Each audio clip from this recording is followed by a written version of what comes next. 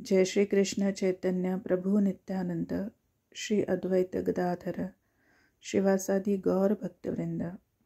हरे कृष्ण कृष्ण कृष्ण हरे हरे, हरे राम राम राम हरे हरे। श्रील प्रभुपाद की जय। श्रीमद् भागवतम स्कंद क्रमांक 1 अध्याय क्रमांक 6 नारद व्यास संवाद। श्लोक क्रमांक 33।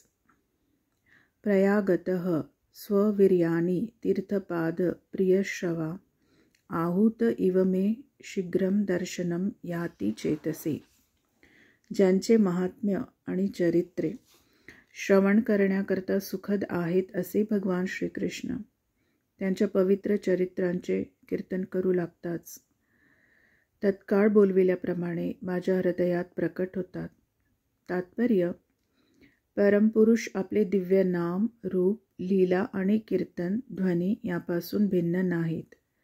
ज्या क्षणी भक्त भगवंतांचे नाम, यश, चरित्रे यांच्या श्रवण, कीर्तन आणि स्मरणाद्वारे स्वतःला शुद्ध प्रेममय भक्तीत रममाण करतो, तत्क्षणी भगवंत स्वतःला आध्यात्मिक दूरदर्शनाने त्याच्या हृदयाच्या दर्पणात प्रतिभासित करतात आणि त्याच्या दिव्य नेत्रांसमोर प्रकट होतात।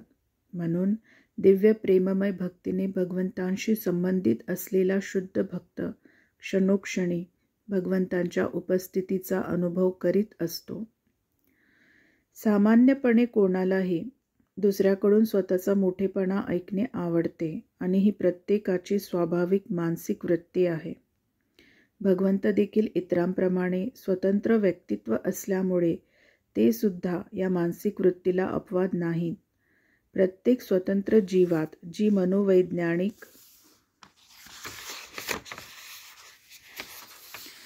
लक्षणे दिसून येतात ती सर्व भगवंतांच्या त्याच वृत्तीचे प्रतिबिंबे आहेत। भेद इतकाच आहे की भगवंत सर्वात महान पुरुष आहेत आणि सर्व कार्यात पूर्णतम आहेत, म्हणून भक्ताने त्यांच्या केलेल्या यशोगानाने ते आकर्षित होतात, यात काही आश्चर्य नाही। ते पूर्णतम असल्याने त्यांच्या यशोगायनाच्या रूपात ते प्रकट होऊ शकतात।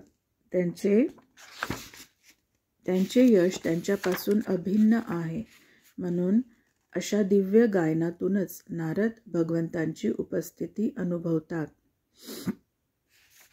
श्लोक क्रमांक 34। एतद्ध्या तूरचित्तानां मात्रास्पर्शेच्छया मुहुः भवसिन्धुप्लवो दृष्टो हरिचर्यानुवर्णनम्। माझा स्वतःचा अनुभव असा आहे की इंद्रियांना विषय कसे प्राप्त होतील या चिंतेने जे सदैव चिंताग्रस्त आहेत ते अज्ञानरूपी सागराला दिव्य भगवत चरित्र गायनरूपी सुलभ नौकेने पार करू शकतात। तात्पर्य: जीव क्षणभरही स्थिर राहू शकत नाही। तो त्याचा स्वभावच आहे। तो कशाचा तरी विचार करणारच अथवा कशाविषयी तरी बोलणारच। तो काहीतरी करीत असणारच। सामान्यपणे भोगवादी लोक इंद्रियांना तृप्त करणाऱ्या विषयांचा विचार अथवा चर्चा करतात, परंतु या गोष्टी बाह्यशक्तीच्या प्रभावाने घटित होत असल्या कारणाने अशा वैषयिक कार्यांपासून त्यांना कोणतेही समाधान मिळू शकत नाही। उलट ते अधिक चिंताक्रांत होतात। यालाच माया असे म्हणतात। माया म्हणजे ज्याला अस्तित्व नाही असे, अर्थात जी गोष्ट त्यांना समाधान देऊ शकत नाही तिलाच ते समाधानाचा विषय मानतात। म्हणून नारद मुनी स्वानुभवाद्वारे सांगतात की अशा इंद्रिय तृप्तीमध्ये संलग्न असलेल्या निराश लोकांसाठी समाधानाचा मार्ग म्हणजे भगवंतांच्या चरित्राचे सतत गान करणे हा आहे। विषय असा आहे की केवळ विषय वस्तूत परिवर्तन केले जावे। जीवाची वैचारिक कार्ये, त्याचे अनुभव, इच्छा अथवा कार्यप्रक्रिया कोणालाही थांबविता येत नाहीत, परंतु ज्याला वास्तविक समाधानाची इच्छा आहे त्याने त्या कार्यांचा विषय बदलला पाहिजे। एखाद्या मर्त्य मनुष्याच्या राजकारणाविषयी चर्चा करण्याऐवजी त्याने भगवंतांनी संचालित केलेल्या राजकारणाची चर्चा करावी. चित्रपटातील नटनट्यांच्या भूमिकांमध्ये रस न घेता त्याने आपले लक्ष भगवंतांनी आपल्या शाश्वत सहचारिणी अशा गोपी आणि लक्ष्मी संवेद संपन्न केलेल्या लीलांकडे वळवावे. सर्व शक्तिमान प्रभू आपल्या अकारण कृपेने या भूतलावर अवतीर्ण होतात आणि भौतिक जगातील व्यक्तीप्रमाणे व्यवहार करतानाच असामान्य चरित्रही प्रदर्शित करतात. बद्ध जीवांना आध्यात्मिक लाभ व्हावा, त्यांना अध्यात्माची ओढ लागावी, हाच अशा लीला प्रदर्शनाचा हेतू असतो. त्यामुळे बद्ध आत्मा हळूहळू दिव्य स्थितीकडे उन्नत होईल आणि दुःखकारक भवसागरास पार करील. नारद मुनींसारख्या अधिकाऱ्याने आपल्या स्वानुभवाने हे निश्चित केले आहे.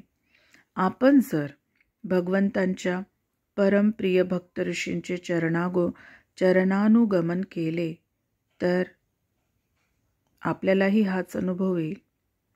श्लोक क्रमांक 35. यमादिभिर्योगपथे कामलोभहतो मुहुः मुकुंद सेवया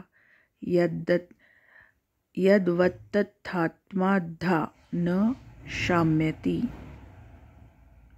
योग पद्धतीने इंद्रियांना वश करण्याचा अभ्यास करून काम लोभादींच्या आवेगांचे शमन होईल, परंतु यामुळे आत्म्याला संतोष प्राप्त होणार नाही, कारण हा आनंद केवळ भगवंतांच्या भक्तीतूनच उत्पन्न होत असतो.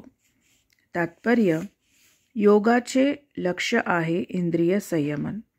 आसनावर बसणे, विचार करणे, अनुभव घेणे, इच्छा करणे, एकचित्त होणे, ध्यान करणे, दिव्यत्वात एकरूप होणे यासारख्या शारीरिक प्रक्रियांच्या अभ्यासाने इंद्रियांना वश केले जाऊ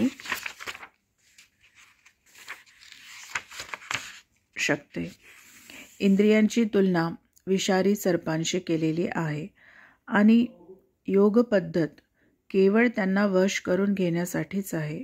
परंतु नारद मुनी भगवान मुकुंदांच्या सेवेत इंद्रियांचे संयमन करण्याच्या दुसऱ्या पद्धतीची स्थापना करतात.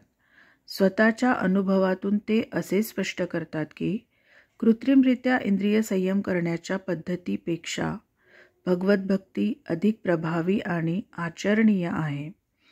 भगवान मुकुंदांच्या दिव्य सेवेत इंद्रिये संलग्न असतात तेव्हा त्यांना इंद्रिय तृप्तीत लिप्त होण्याची संधी नसते. इंद्रियांना कोणते तरी कार्य हवे असते. कृत्रिम रीतीने त्यांना रोखून धरणे हे खरे संयमन नाही, कारण पुढे जर एखादी इंद्रिय तृप्तीची संधी आली तर सर्पासमान असलेली इंद्रिये निश्चित तिचा लाभ घेतील. इतिहासातील अशी अनेक उदाहरणे सापडतात. उदाहरणार्थ, विश्वामित्रांनी मेनकेच्या सौंदर्यावर मोहित होणे इत्यादी. तथापि हरिदास ठाकूरांचे एक असे उदाहरण आहे की मायादेवी सुंदर शृंगार करून त्यांना मोहित करण्यासाठी अर्ध्या रात्री त्यांच्याकडे आली, परंतु ती त्या महान भक्ताला आपल्या जाळ्यात ओढू शकली नाही.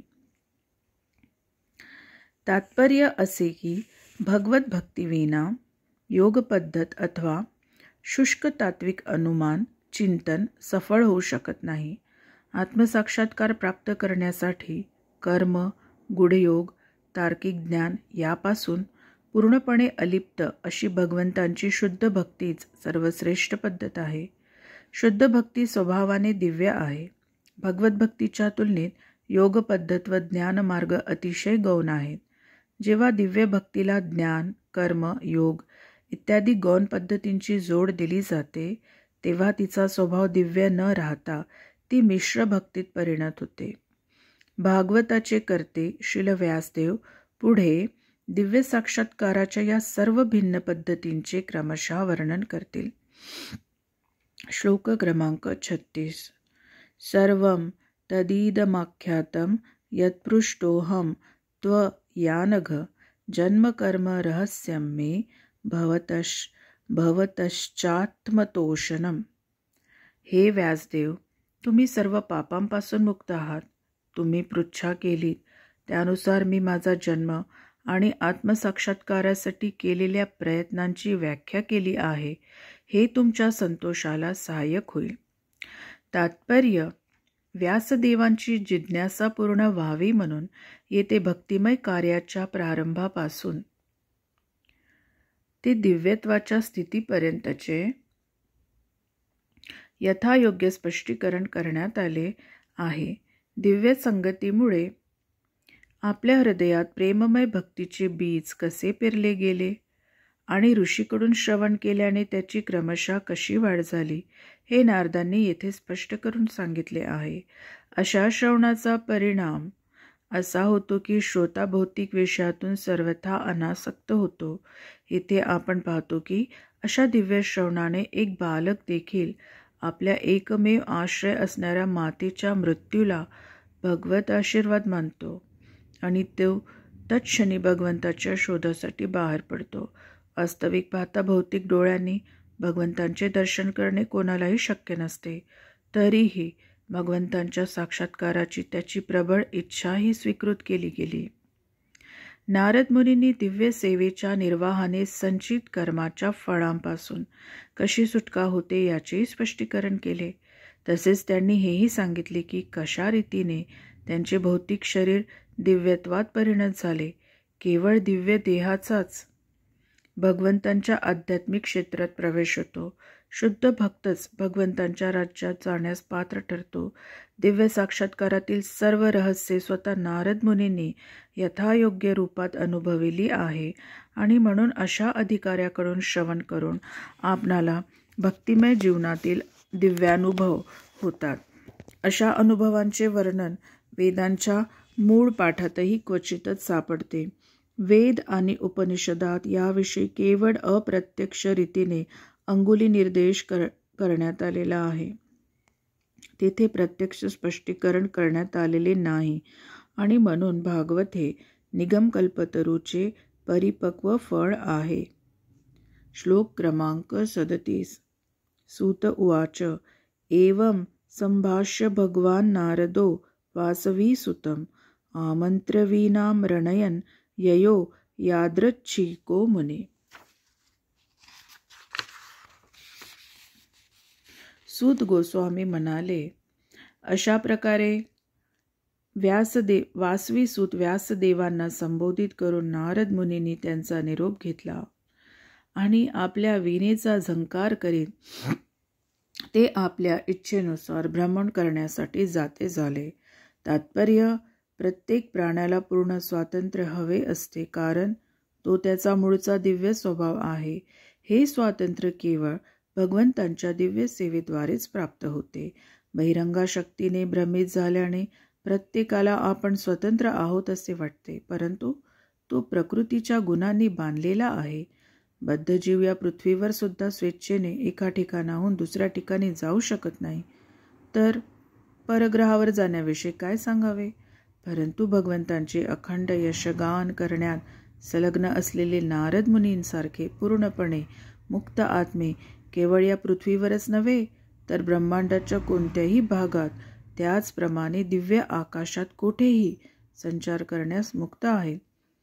आपण अशा स्वातंत्र्याच्या विस्ताराचे आणि अमर्यादपणाची कल्पना करू शकतो.